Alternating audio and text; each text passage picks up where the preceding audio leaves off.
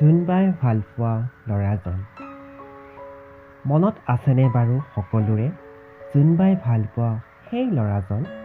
সেই যে নিসংগতাৰ সতে আলিংগনত ব্যস্ত হৈ সমাধা কৰিছিল জীৱনৰ অংক জংক পংকৰ খেলখন, খেলিছিল লুকা-ভাকু সপোন আৰু দিঠকৰ সতে, উমলি পৰিছিল আশা আকাংক্ষা ৰং আৰু হেঁপাহৰ আৱেগত, ৰাখিছিল সকলোৰে মনৰ খবৰ আৰু বিচাৰি ফুৰিছিল পুতলাৰ মৰম আৱেগ অনুভূতিবোৰ।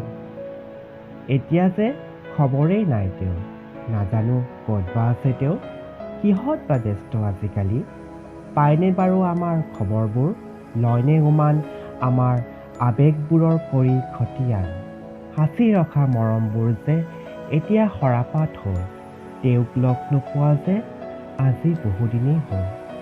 শুনিছিলোঁ তেওঁ হেনো জোনবাই দেশলৈ গৈছিল আশাৰ জোনাক আৰু মৰমৰ পোহৰ বিচাৰি, সোণালী সপোনৰ আগ বিচাৰি।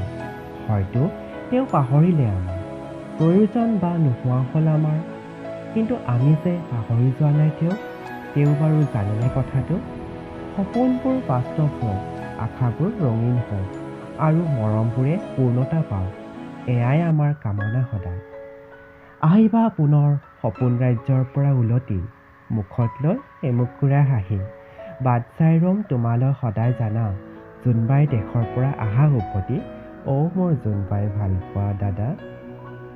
কথা আৰু আবৃত্তি ডক্টৰ অৰূপ কুমাৰ পাঠক। ধন্যবাদ।